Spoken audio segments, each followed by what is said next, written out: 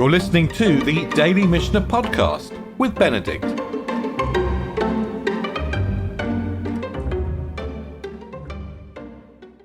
We're leaving the fifth chapter of Bava Metzia, which was all about paying interest on loans. And we're entering the sixth chapter, which gets into the heart of commercial relationships. Someone who hires craftsmen. And most of the subsequent two chapters of Bava Metzia are going to be focused on this kind of activity. We'll see not just hiring craftsmen, but hiring objects or animals. And eventually, the Mishnah there's a long discussion about how you feed your workers if you employ them. So we will eventually get on to food for workers. But we're just going to begin with classic issues about contract or agreement. Someone hired craftsmen and they deceived one another. And it sounds as though someone has pulled out of the deal. The Mishnah isn't specific about who's pulled out of the deal, but it's clear that there was a verbal agreement. The Hati brings the example from the Gemara of someone who offered to pay 4 dinars a day, and then some intermediary went out and recruited people for 3. So is the employer obliged to pay the 4 if they came on a verbal agreement for 3? It's not quite clear, but the bottom line is that there only seems to be a verbal agreement here, and the work hasn't begun. So the Mishnah rules, they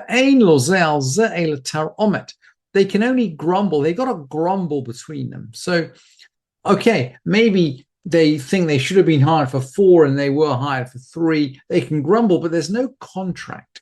There's no actionable issue.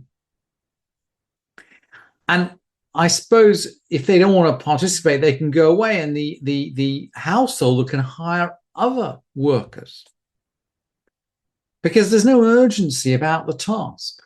Now, if there is urgency, if the task is time critical, that is something different. So the Mishnah continues, Someone hired a donkey driver or the kadar. Now, a kadar is a potter. And we're going to see in a minute that transport is really time critical. We don't really understand why a potter should be time critical. Maybe he's working on wet clay. I'm not sure. And it's interesting that all the commentators, including Jastrow, by the way, the dictionary writer, all the commentators want to change the word kadar with a dalet to karar with 2 rashis, karar. And by the way, the word is clearly kadar in the manuscript, but all the commentators want to change it to karar, a wagon driver. So we've got a chamar, sacharit, a chamar of it, a karar, someone hired a donkey driver or a wagon driver. Breeze, parim, chalilim, la kala, or la mate, to bring litter bearers or pipers for a bride or for the dead. So we can see this is clearly time critical. Or maybe poalim lahalot pishtanom in hamishra. Maybe he wanted to hire workers to take his flax out from steeping. And again, if the flax is left in too long, it's going to deteriorate. And here's the general rule: v'chol davar shehu aved.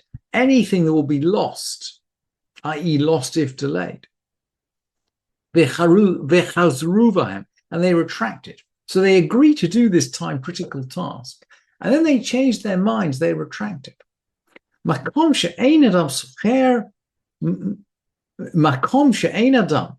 If there were no others, if he couldn't go out and replace these workers, makom she'ein adam. So very interesting final ruling from the Mishnah. Socher alehen or mat'an. He can hire others at their expense, or he can deceive them, or mat'an. Incredibly rare probably a first for us that we're going to get a recommendation in the Mishnah that an employer should actually deceive his employers. What are we saying here? We're saying, well, okay, he offers them more money, basically, to keep the contract. But when they do keep the contract, he doesn't go through with it. He just pays them their original wage.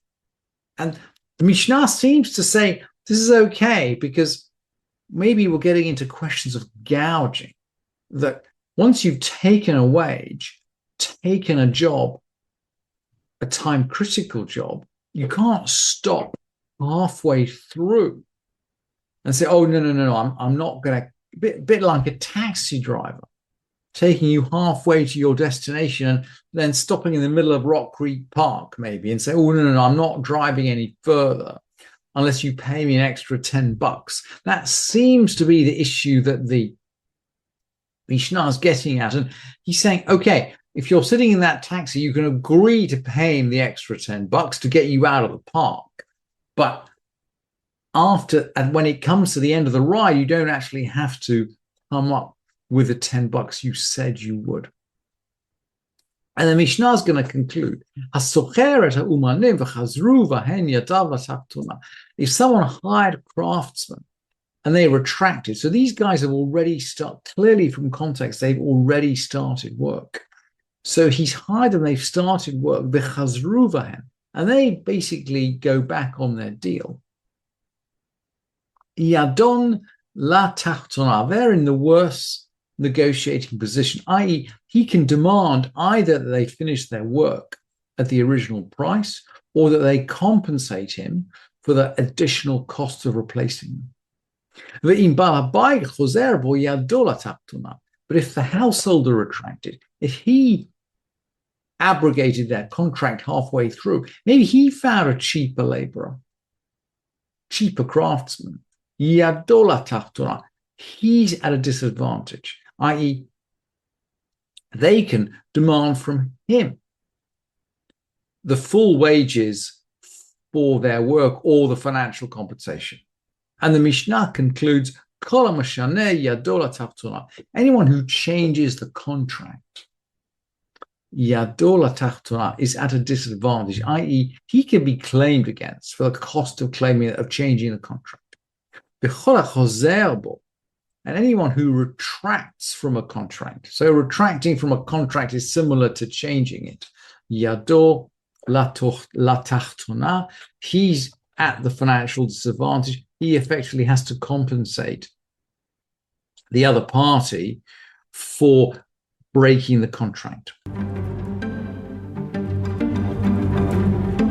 Thank you for listening to this edition of the Daily Mishnah Podcast with Benedict.